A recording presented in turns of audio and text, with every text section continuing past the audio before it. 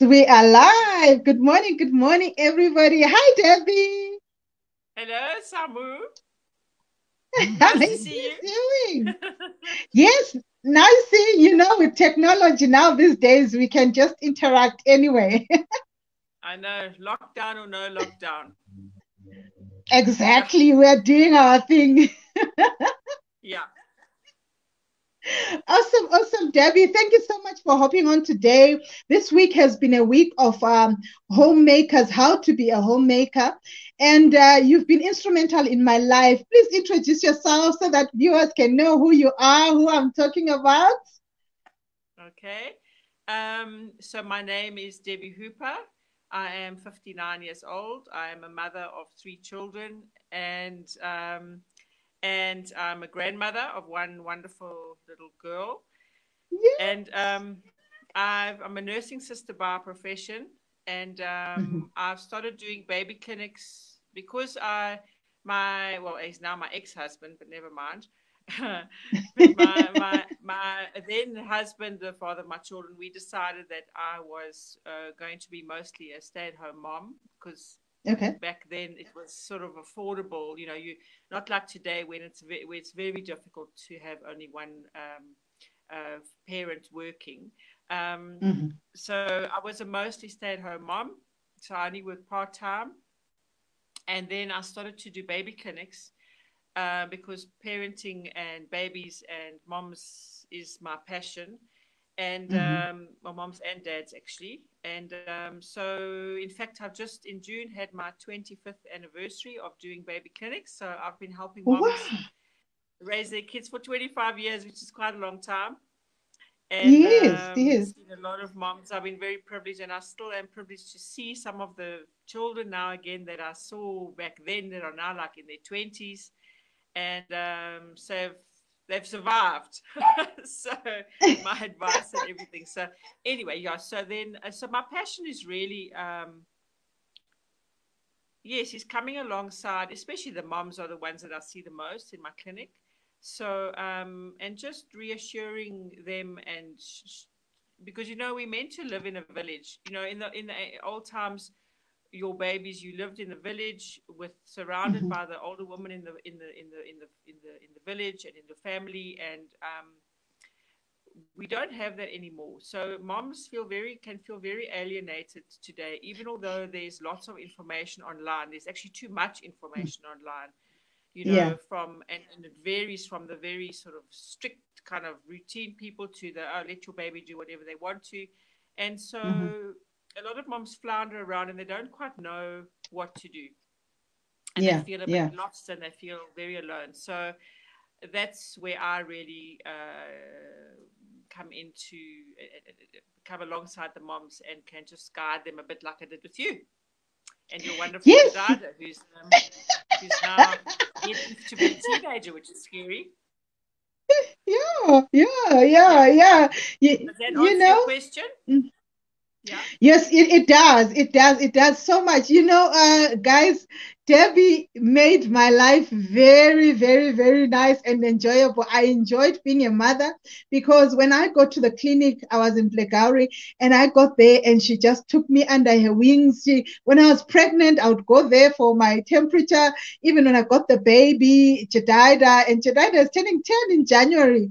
So with all my three Great. kids, with all my three kids, Debbie has been Yes. there and walked the journey with me and made it so smooth. So that's why I thought today, you know what? She is the right person to help us mothers on how to be a homemaker, on how to raise our children, without being strained. Because what she did for me, it helped put structure in my family on how to bring up this child and also have a life and actually go out and have coffee.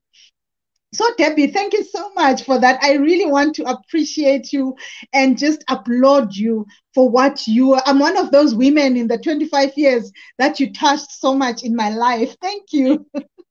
I'm really honored. Oh, Okay. okay. So Yes. now, when a woman comes from home with this newborn baby? Maybe it's their first child. You know how we are attached to the first child, but how can they raise that child from the start? They have a life. This child has a life. If they're married, they have a marriage, or if they're working, they have work. How can they do it? Okay, so that's a massive question because not something that I can easily answer you. But if I think about, like, let's say in the first 6 weeks, okay, the first Okay. 6 weeks, I sort of see it as when your baby's born. First of all, you go to all the pregnancy lessons and all that, but going to learning about having a baby, reading about having a baby, is like learning to ride a bicycle by just reading books. Yeah. You can be the biggest expert in the books about riding a bicycle, but until you actually get on the bicycle, you Yes. actually don't know anything. So it's the same with the Yeah. baby. We have all these things. We go to pregnancy classes, we read all the books, we whatever. But until you've actually got that baby, it's a completely different story.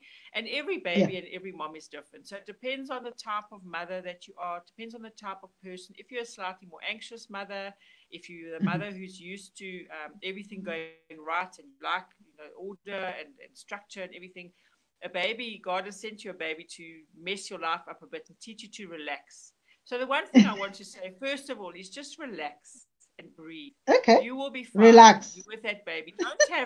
Don't make your standards so high and think you've got to be the perfect mother, because there is no such thing as the perfect mother or the perfect baby. You are a good enough mother. You and the baby have to learn how to build your relationship. And it's a sort of a thing that you just take it one day at a time. Don't worry. First of all, don't worry. And of course, first time mothers, what do? They worry. And they've read all the books and they've got their friends that say they must do this, and your mother-in-law that says you must do that. And it can be quite confusing. To be in the first, you must make sure you rest, which is difficult. Drink enough fluids, eat enough food, and try to get into a routine. So it's difficult in the first 6 weeks. And of course, the baby will get things like colic and could get things like colic and reflux. So you've got to play it by ear to see how your baby is. And if you can definitely recommend, if you can, find a clinic and every week go to the clinic or see a nursing that you can connect. Your baby's weighing enough, and she will answer your questions about anything that rashes and the things that come along, funny poos and vomiting and kind of things. So there's very little that happens in the first 6 weeks that's bad. Yeah. I mean, that's moms worry if their babies don't sleep. They worry if they baby much. So. And of course, there's also the thing with breastfeeding. A lot of moms battle with breastfeeding, and you'll see some. I'm not one of those that insists that the mother must breastfeed and not bottle feed at all. Because some moms really just struggle, or they don't want to breastfeed, and it's absolutely fine. As long as you need to have a happy baby and a happy mom, you can't have one without the other. So, flexible in a way. Okay. That my baby will do that and my baby will do that and this baby's not going to interfere with my life. It's a very organic kind of thing, but there are some basic rules. So you want to add routine, a balance between routine and demand feeding. So especially with feeding the baby. I do see, especially with some mothers, the baby cries and immediately they put the baby, say, on the breast. And then the baby gets a sore tummy, and sucking takes for babies, so they want to suck. So mommy thinks the baby's hungry, which gives the baby a cramp, so the baby suck. So you end up in this vicious cycle of a crying baby and a tired mommy because she's not getting any sleep. For 3 to 4 hourly feeds. And so balance between demand and so not strict routine. It will only feed in after 4 hours. It must be between 3 to 4 hours, more or less. Okay. I Okay. normally also Okay. recommend that if the is only a breast, that she does introduce a bottle between about 4 and 6 weeks, just with a little bit of water or a little bit of express breast milk, just to get the baby Okay. used to having a bottle every couple of days. Okay. Okay. Because I've just seen so many moms that who don't breastfeed, don't bottle, give the baby a bottle, and then when it comes time to go to wean the baby, the baby refuses to take a bottle, and then the mother sits with another whole that this baby only wants breast, and you want to go on a date with your husband, which is another thing we can talk about, or you have a Yes. wedding, or you've got something happens, or you're going back to work, and you want the baby to have a bottle, and they refuse to have one. So introduce a bottle after 4 5. Um, does that answer? Does that Yes, more or less yes, help? yes, yes. Yeah, it does help. Those are the first Okay. 6 weeks where like you just need to balance and stuff like that. And then the part where this child, because I always say that the first 6 weeks the child is like the boss, Yes. and then after that Yes, you now have absolutely. to take charge. Yes. You find some routine. Okay. Yes. So when does routine come So in? Does it come in break. like for the 8 weeks, or when does routine come in? Okay, so routine. Okay, so you up a little bit. So I couldn't word that you said, but you want me to talk about routine. Say so. I liken the baby when the baby's born. I say it's like an Yes. airplane taking off from the airport. Okay, and then you by 6 weeks you're sort of reaching sort of cruising altitude. Okay, and Okay. with some babies the the, the takeoff to altitude can be quite bumpy and very smooth. With you know what I Yeah. mean. So some of them they develop colic, they vomit, they cramping, they're not. So then we have to deal with those kind of things as they come along. And Yeah. there's things you can do. There's medication the baby can take, there's burping techniques, all that sort of thing that you can learn. But you do eventually Mhm. reach cruising altitude. I mean, I always say to all my parents, the first 21 years are the worst. So your seatbelt, parenting. So, but these first, obviously, the baby phase is the baby phase is very it consumes every minute of your day. Okay, so let Yes. me by the age of 6 weeks, you should more or less be in a routine of the baby should be feeding 3 to 4 hourly. And Okay. at night, if your baby's gaining, we assume that it's a baby that's gaining weight well, that's feeding well. When the sun goes down, you do not wake that baby up to feed them. They will still wake up every 4 hours, but you don't wake up a baby at night. What you do is leave your baby to Okay. wake up every 3 to 4 hours a night by themselves, and then after in the daylight hours, you want to aim for 3 to 4 hourly milk feeds. Okay, milk feeds. Okay. If you feed more often, you're also now starting to teach that baby the routine. So the baby, if you're feeding the baby every 2 hours, is to wake up every 2 to 3 hours. So Hmm. you need to teach that baby, and also ideally you want to teach that baby to sleep in their crib, cot, or whatever they might Yes. sleep in. Yes. So you want to create Yes. from a fairly young age a sleep zone for the baby. So the baby, it's a place. This is where I sleep. You start to use the same words, dudu baba or whatever it might be, Yeah. to put the baby down to sleep, so you don't want the baby sleeping in the lounge and then on your bed and then in the cot or on the back, whatever, because it makes it difficult when the child is older to create a good sleep pattern. We need when we have and things that most moms really struggle with is getting enough rest. So you Yeah. want to teach your baby to, and I normally recommend, but it also depends very much on the individual parents, but I recommend that by 3 to 4 months the baby ideally should be in their own room. If the baby doesn't have their own room, you definitely want that baby, because it does have people, the baby must be in their own cot, or not in the bed with mommy and daddy. It's just Okay. nobody sleeps well.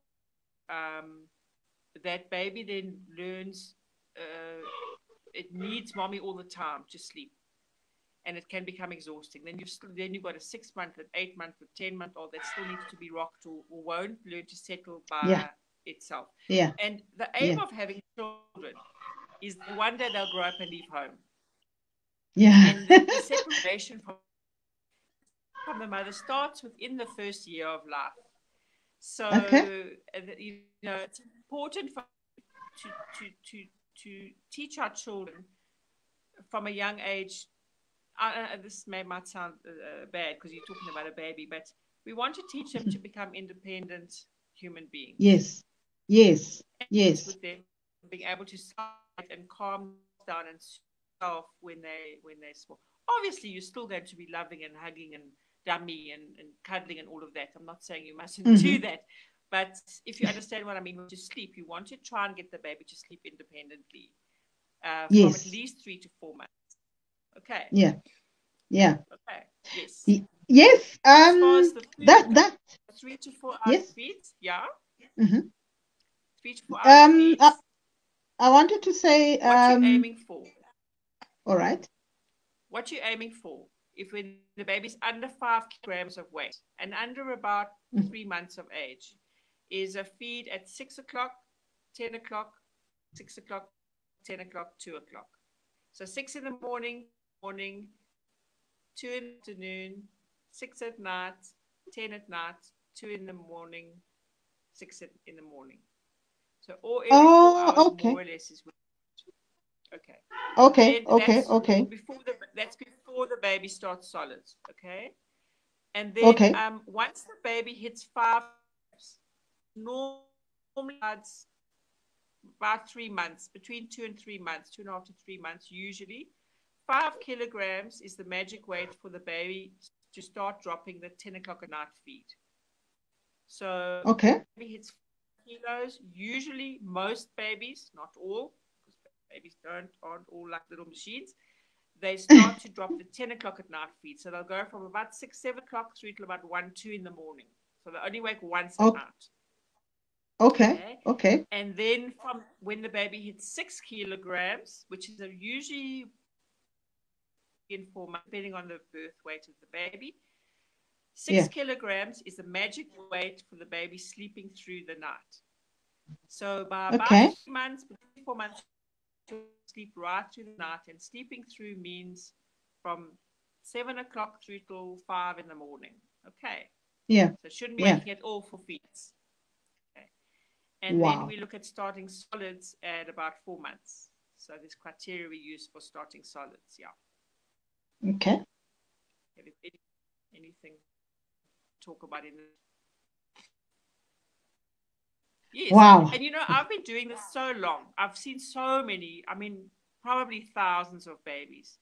And so what I'm telling you is really something that I've just seen over and over and over again, that this is the pattern that babies have. And if you allow to do that pattern, it works, it really works. And what you want ideally is a baby that sleeps through the night, that's getting enough food, sleeps the night, and then everyone in the family is happy. And now we're not talking about a child that's maybe got underlying issues with their tummy or other problems that are making it. We're talking about your fairly healthy, normal baby. Okay. Yeah. So that's what you're aiming for when the baby starts solids at about 4 months. You don't want the baby to have any calorie food, ideally at night in the darkness hours. They must have all their calorie containing foods from 6 in the morning, 6 at night, more or less. And then if that's happening, they're getting enough milk, they're getting enough solids to sleep through, which is a wonderful thing, honestly. The mothers that I see, it is. It's very exhausting. It's exhausting. And if you've got a 2-year-old that you didn't train well because you didn't listen to Debbie's talk with the first one, the 2-year-old still waking up, and he's waking up, and the 5-year-old's waking up. So I see that a lot. So, yes. Okay. I had my kids at 22 months apart, and guys, Yes. what Debbie is saying, I listened to it and I followed it. Miss Jade started sleeping in her own room. I think she was less than, she was what? Yeah, almost two, like, because Joseph came, and then she wanted to sleep in her own room because of what I followed, what Debbie told me I followed to the T, and I was okay, guys. Yes. Are you there, Debbie? Where have I gone?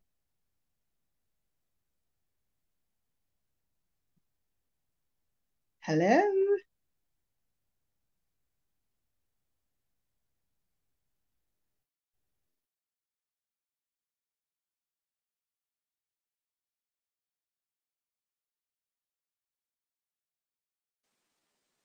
And Hello? are you there?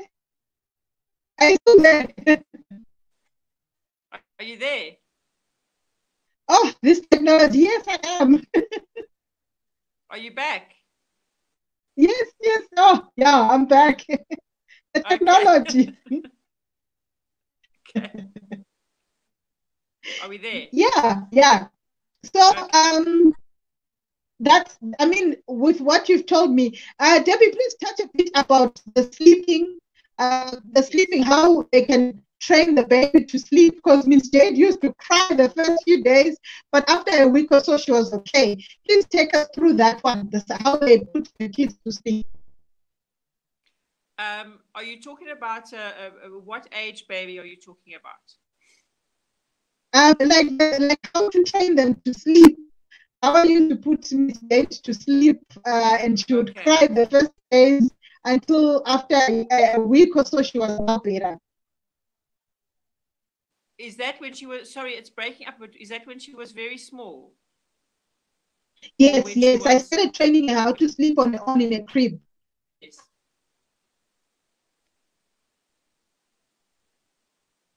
Can you hear me? Yes, I can hear you. I think Because it's I mean, your breaking up. pictures, I don't know what pictures is. gone all funny, but you can hear me, hey? Okay. So sleeping My is picture has gone obviously, off. sorry? Hey, my picture is off. I can hear you. Okay, but you can hear me. Okay. So sleeping is one of the things, sleeping, food, eating and sleeping are the two, one of the two major things that moms struggle with babies. Okay. So Mhm. obviously babies, and it depends very much on the baby. If the baby's got colic, you might have a baby with slight sensory issues. So we're not really talking about the baby that problems with sleeping. That need, um, we're talking about your normal baby. Okay. So in the beginning, obviously they sleep when the baby's very small. So I'd say up to 2, 3 months. But even from newborn to sleep in their cot or their crib or wherever they are sleeping. Um, you don't want to hold them. Look, in the beginning, the first 6 weeks, you can hold that baby lots and lots and lots. You're not spoiling it. Don't believe the granny or the whoever said you're spoiling your baby every time you pick it up. They need us to hold them. When they need to be close to us. So that's not a problem really. But as your baby Yeah. starts to mature, I'd say after 6 weeks, and you get into that pattern of when they sleep. So they should still be feeding and sleeping with slightly longer awake periods as they get older, where they're starting to look around and focus on things and be awake for half an hour, 45 minutes. The baby will start to tell you when they get tired. They normally start to get, they sort of wriggle and squirm. They will cry, they'll pull their faces, and you'll learn to read the signs of when your baby needs to go and have a sleep. So you want to Okay. swaddle them and put them down on their side in their cot or their crib or wherever. You can play nice music. You can maybe pat them, but ideally you want them to be in their cot patting with a dummy if they'll take a dummy, because dummies do Okay. definitely help. I mean, the Yeah. Americans call them pacifiers for a reason because they do pacify the baby. Um, Yeah. and you, as I said before, you want to create a sleep zone so this baby is familiar with this is my place where I go to sleep. Just like Yeah. us, we fall asleep better when we're in our own bed. When we go to bed at night, we wash our face, we brush our teeth, we put our moisturizer on, we might read a bit or something. So we've got a little routine that we have when we go to sleep. It's always like when you go to a different place, it's sometimes difficult to fall asleep, even us as adults, when we're in a strange place. So it helps to create that sleep routine, okay? And then when you get, as I said, when you get to the slightly older baby, so from 3-4 months, by then they should be heading for sleeping through. And I know a lot of parents are quite anxious today about, oh, but what if my cot death? Cot death is a big fear with people. I personally think it's way over. There's too much emphasis on it. There's so much anxiety in parenting today. Your baby's going to be fine. Your baby really is going to be fine. Pray for your kids. You trust God to take care of your babies. Watch over your baby when it's sleeping, and you want to put your baby in. If you want to, you can still have the baby in your room at night. I would encourage you not to, but definitely daytime sleeps must be in the cot in their room. Okay. And I'm also a believer in the very controversial practice. Maybe I shouldn't be doing this online on a live thing, but I really see babies that battle to sleep, to let them go to sleep on their tummies. Put them down there mustn't be any teddies or anything around. You put them in their cot on the blanket, and you just wrap the blanket around them. Babies sleep so well on their tummies. They really, really do. Yes. So if the mother feels comfortable to do that, I would really encourage that, because they just sleep much more deeply. You'll notice if you put your baby on your chest, on their tummy, they sleep so well. Yes. And then you take them and you put them on their side or on their back, and then they get restless and they wake up. So that's, if you are willing to try that, I would, especially your colicky, windy, crampy baby, I would recommend trying that for that. Okay. So by the age of 4 months, your baby should be sleeping through. And the reasons that babies wake up at night is usually either they're hungry, okay, so they're not getting enough food. That's why it's important to go to your clinic and get your baby weighed. Make sure you're giving your baby enough milk and enough, when they start solids, enough food. They shouldn't be waking up hungry, because remember what I said, when the baby's 6 months old, 6 kilograms, it shouldn't get any milk at night. You want to try maybe some water, but ideally you don't want your baby to wake up for any liquids or anything at night. They should get enough in the 12 hours of daylight to satiate them throughout the night. And then obviously one of the things that wakes babies up during the night as well is being sick. So in winter, although we've had a very good winter this year because everyone's at home, but babies get ear infections, they get snotty noses, they start teething, and so that's often what will wake them up, is that they actually have got pain from from teething or from an ear infection or a snotty nose or something. So then you've obviously got to treat whatever that condition is. Give them a bit of Panado or something at night if you know that it's caused by pain. And then but that's something that comes with parenting anyways, those kind of issues. Now your baby that's waking up often at night and wanting mommy to come and pick up, and over 6 months of age, that's when we can do sleep training. And usually in my experience, it's the parents that need the sleep training, not the baby, because this baby has learned bad habits from who? From the parents. And often the dad is the worst part. He says, no, we can't leave the baby to cry. We can't leave the baby to cry. No shame. The baby must be in the bed with us. No. Yes. And then I always say to moms, if you don't mind me saying this, listen, at some point you want your sex life to be happen again. And because that's an important part of your relationship. And you need to get that baby out of your bed. Are you okay? Yeah. No, so you want, as I say, it's the parents that need the training, not the baby. And it's what a lot of parents struggle with is they don't want to leave their baby to cry. So if you've sorted out that you know the baby's not hungry, the baby isn't sick, it hasn't got a sore tummy, it's not got an ear infection or anything, the baby is fine. They just are used to waking up and getting their way. As soon as they Yeah. go, mommy picks them up and or daddy gives them a cuddle. E- And you have to just Exactly. then teach them. Exactly. You've got to put the baby back in the bed and say, no, it's doo time now, or whatever the word is, your sleep time. It must be boring. You mustn't wake them up. The lights mustn't be on. You're not putting on any videos on your phone to get them to go to sleep. You can Yeah. sit next to the bed and you just pat until the baby's got to learn, mommy is not picking me up. They will survive. Yes. I promise you, they will survive. They have to learn to go to sleep. And it Yeah. takes, if you've got Yeah. a baby that's doing that, that's waking up, and you're really tired of it, you've got to, both you and the dad have to be on the same page. You can't have one parent say, Yes. no, we can't leave them to cry. We've got to pick them up. You've got to both decide, we're doing this now, and you've got to give yourself 2 weeks. And I promise Yes. you it will work. And you can't waive it. Yeah. You can't say, oh, my baby, no, you must go to sleep now, because that baby will pick up your weakness and they will manipulate you. So you're going to say, no, sleep time now. Good night. Mommy will see you in the morning. So you don't say, oh, my baby, I'm so sorry. I'm going to put you to sleep. You know what I mean? They pick up that when mommy's a bit weak. And so just be firm and calm and decide what you want. What do you want? Do you want to sleep well at night? Then you've got to push through. It's like anything. It's like wanting to lose weight or wanting to study for an exam or something like that. You've got to push through that pain to achieve the goal that you want. And one of those is sleeping through the night.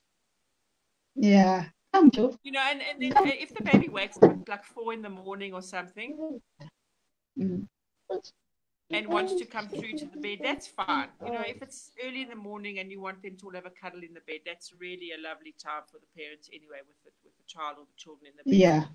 But it mustn't be throughout the night. Yeah. Yeah. Yeah. Wow. Debbie, it has been a mouthful. I know that this is a topic that can take us the whole day. Huge. It's huge. It's a huge topic, but I've got some of my friends who've got young babies, and I hope that they will take these lessons that you've taught, because I've told them a bit about these other things, and now they're hearing it from you because I learned from you, and I hope that they're going to be firm and they're going to breathe and rest, and be that woman that is for energy, because this baby is not in control anymore. Of course, yes, exactly. It's very important. So yeah, and it's just a season. It's such a short season in your life, So relax. You'll get to the other side. But sleep is so important, especially if you're a mom who's going to work and has got other children in the house, and you've got all the responsibilities of a mother. You have to look after yourself. Yeah. Awesome. Thank you so much, guys. Okay. If you're watching this on YouTube, please send some questions. We'll answer them with Debbie after this. And if you're watching it on YouTube, just comment and subscribe. But Debbie, thank you so much. I appreciate it. Joy and Jamie are fighting, so I have to go downstairs. Oh, dear. So I have to attend to them. But thank you so much, Debbie. It's a pleasure. All right. Bye, guys. Bye, everyone. Bye. Bye.